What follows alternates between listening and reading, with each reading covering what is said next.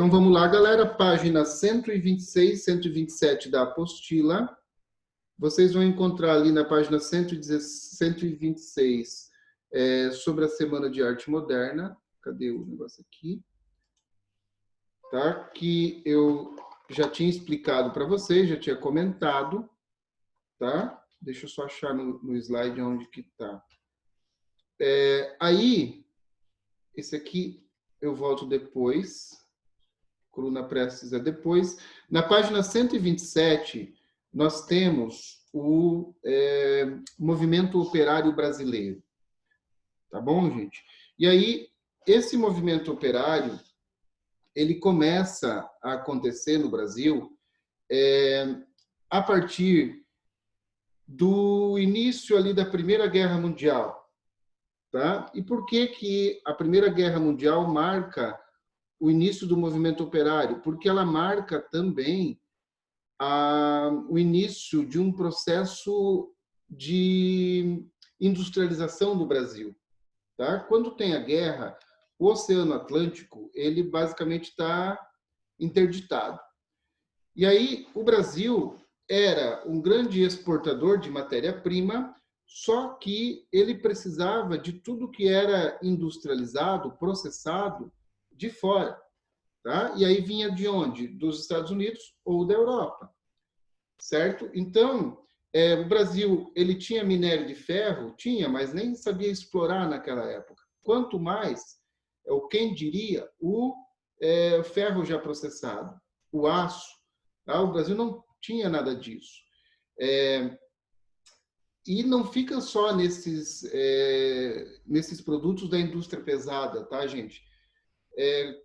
Que exemplo eu posso dizer para vocês? Farinha. O Brasil até hoje importa farinha. Por isso que quando sobe o dólar no exterior, sobe o pão aqui na padaria da esquina, tá? Porque o pão é farinha é comprado em dólar, se sobe, o preço tem que ser repassado, tá? Sobe o dólar, sobe o preço do óleo de soja, tá? O Brasil, incrivelmente, é o segundo maior exportador de soja do mundo, perde só para os Estados Unidos, só que o Brasil não refina a soja e não transforma em óleo. Todo o óleo de soja vem de fora. Tá? E aí, para vocês terem ideia, o Brasil não produz máscara. Né? Vocês viram que a indústria brasileira ela não deu conta dos produtos de proteção aos profissionais da saúde durante a pandemia. Tá? Teve que comprar da China. Então, se hoje, em 2020, nós temos o nosso processo industrial nesse pé, imagina como que era lá em 1914, tá, gente? Então, com a guerra, o Brasil vai ter um novo surto industrial, né? Já havia tido lá no segundo reinado com o Oeste Paulista, o Barão de Mauá, e aí deu uma estagnada. A partir de 1914, nós teremos um novo processo, tá, de industrialização que vai ser forçado pela Primeira Guerra Mundial. Então, como o Brasil não tinha mais condições de trazer esses produtos da Europa, o que ele decide fazer, ou o que ele é obrigado a fazer? A produzir esses produtos, esses insumos aqui. E aí, juntamente com a indústria, vem o quê? O processo de urbanização e cria-se uma nova classe social, a classe operária, certo?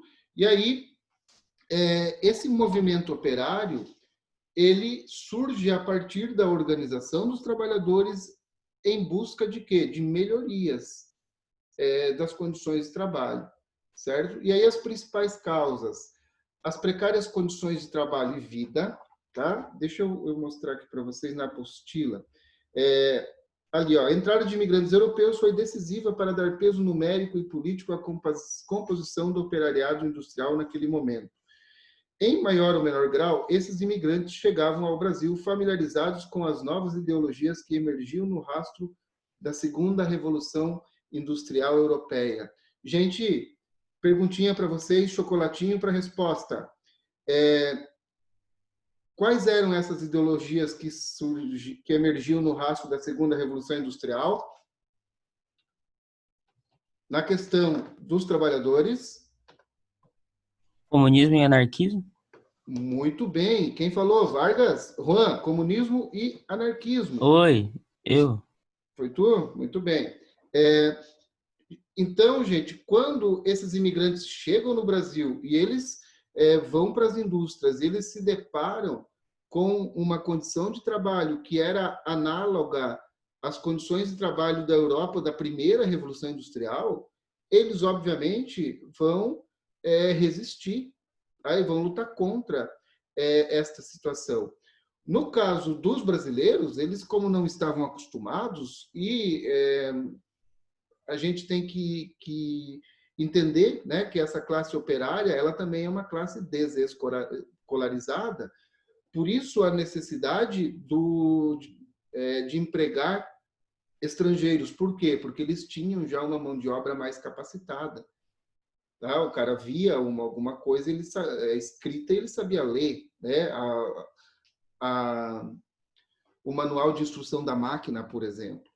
Certo? Então, por isso a preferência por estrangeiros nessas posições ali mais técnicas e de brasileiros nos trabalhos repetitivos. Tá? Aí segue na apostila ali, ó, diante de condições análogas àquela do século XIX europeu, já entre 1900 e 1902, estouraram mais de 400 greves no Brasil. Os trabalhadores protestavam contra a precariedade de condições de trabalho. Em 1906, foi criada a Confederação Operária Brasileira, na cidade do Rio de Janeiro, que contava com o apoio da Organização Paulista.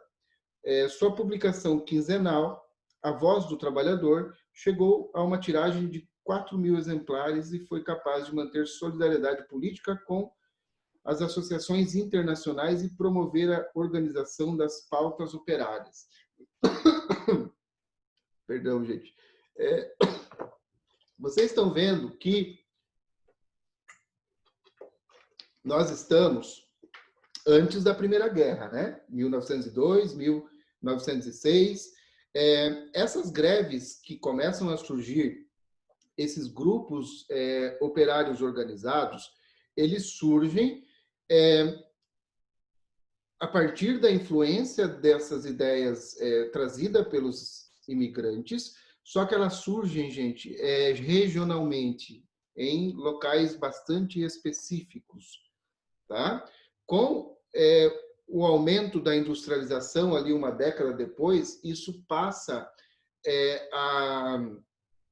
a conquistar um amplo território, tá, industrial dentro do Brasil. Começa no Rio de Janeiro, Oeste Paulista, depois toma praticamente boa parte do estado de São Paulo, e isso migra para Minas Gerais e também para o Paraná, para regiões do sul do Brasil, onde o processo de industrialização se intensifica a partir da segunda metade da década de 1910. Tá? As publicações, então, ali, blá, blá, aonde que eu quero chegar? Eu quero chegar ali no penúltimo parágrafo. Nesse contexto, em junho de 1917, aconteceu uma grande mobilização operária, que foi considerada a maior da Primeira República. O movimento foi iniciado por cerca de 400 operários, em sua maioria mulheres, da fábrica têxtil Cotonifício Cresp, em São Paulo. E entre as reivindicações estavam a redução da jornada de trabalho, o aumento salarial, fim do assédio no ambiente profissional. A notícia sobre a mobilização, as notícias alastraram-se rapidamente e empolgaram os 1.500 trabalhadores da indústria têxtil Ipiranga, que também é em São Paulo. Em semanas, os eventos se desdobraram por outras fábricas e pelo interior de São Paulo, alcançando cerca de 60.000 operários no Rio de Janeiro, em Porto Alegre e Minas Gerais, o que fez dela a primeira greve geral do país. E, inclusive, gente, essa greve geral aconteceu em Joinville também. Existem trabalhos, eu entrei em contato com alguns pesquisadores, inclusive, desse movimento operário joinvilense, né? Que na época estavam pesquisando sobre essa greve geral de 17. E em Joinville já existiam indústrias, né? Poucas, mas existiam. E essa greve ela chegou aqui e ela foi praticada também por boa parte do operariado joinvilense no ano de 1917. E por que esse ano é emblemático também, o primeiro ano?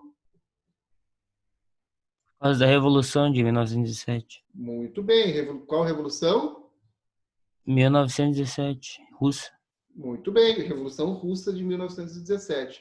Então, percebam que esses ideais socialistas, comunistas ali do século XIX, que surgem, né, com as obras de Marx, eles vão ser os ideais anarquistas também, mas principalmente o socialismo, eles vão ser muito muito bem aceitos, digamos assim, pela classe operária, porque é a classe que mais é oprimida nesse contexto de mundo industrial capitalista.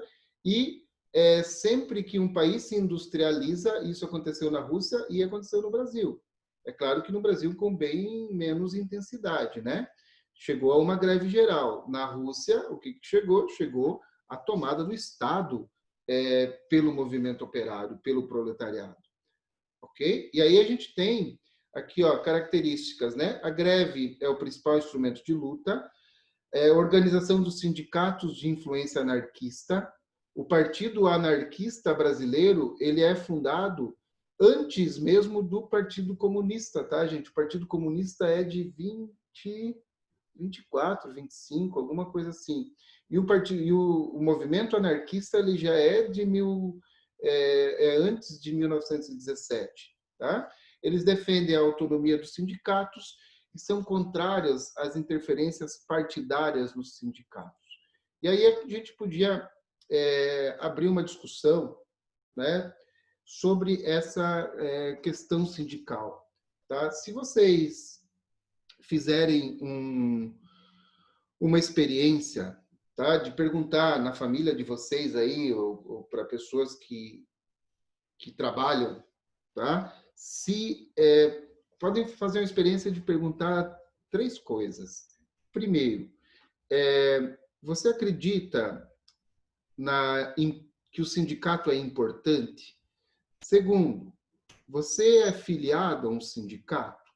Terceiro, você concorda com a verba sindical que é descontada do trabalhador uma vez ao ano? E aí vocês vão tirar as conclusões, tá? E eu acredito que se a gente fizesse isso, uma enquete, né, que hoje está em moda, nós teríamos grande parte das respostas iguais, tá? Não acreditam nos sindicatos, não são filiados e não concordam com a verba sindical. Inclusive, a verba sindical ela era obrigatória, né? E ela foi derrubada no eu não sei se foi agora, no ano passado, ou ainda no ano retrasado. Acho que foi em 2018, tá? Foi coisa do governo Temer ainda, que foi concluída no ano passado, alguma coisa assim, tá? Mas, gente, os sindicatos, eles originalmente são o principal, o mais importante mecanismo de luta do trabalhador em relação ao sistema, tá? E aí, quando o sistema, a gente coloca o patrão e as políticas que geralmente são patronais, tá? O que acontece? E aí vários governos vão utilizar os sindicatos como mecanismo de manobra dos próprios trabalhadores. O Mussolini vai fazer isso na Itália, o Vargas vai fazer isso no Brasil, tá? Por que começa com o Vargas? Começa lá em 34, 37. Porque o operariado brasileiro ele vai crescer muito, né, nesse período, tá? E aí a força do sindicato vai aumentar também. E o governo vai fazer o quê? Ele vai perceber que se ele controlar o sindicato, ele indiretamente controla também os trabalhadores. E aí, em função disso, que há uma descrença generalizada do povo trabalhador no sindicato, tá? Porque é a mesma coisa que vocês, a oficina não trabalha com representante de classe, né? Com alunos representantes. É a mesma coisa que qual que é o objetivo de um representante da classe? É levar as demandas da classe, né, do segundo ano. Tem sim. Ah, obrigado, Sabrina. Quem são os representantes? Não sei se deu tempo de escolher. O representante ele tem a função, é o Conte. Ah, Conte, vamos ver então se você é um sindicato raiz ou você é um sindicato moderninho, digamos assim. Tem um nome para isso, né? O sindicato pelego. Ah, e a Ana Paula, talvez. Ah, enfim. Mas qual é a função, né? É levar o pedido, né, as demandas dos estudantes à coordenação, fazer esse meio campo. Só que o que acontece? A coordenação vai utilizar os representantes para levar a demanda da coordenação para a sala. Percebam que o negócio está invertido. E eu não estou falando só do colégio, tá, gente? Porque é assim que acontece, desde que eu estudava. E nunca fui representante, porque eu nunca fui eleito também. Eles achavam que eu era louco demais, certo? Mas é isso que vai acontecer com os sindicatos. A Ana Paula caiu por causa da internet. Galerinha, nós vamos ser derrubados, tá? E eu espero todo mundo meio-dia na nossa aula para a gente concluir a apostila, beleza? Beijo para vocês, até depois. Tchau, senhor. Até. É meio-dia.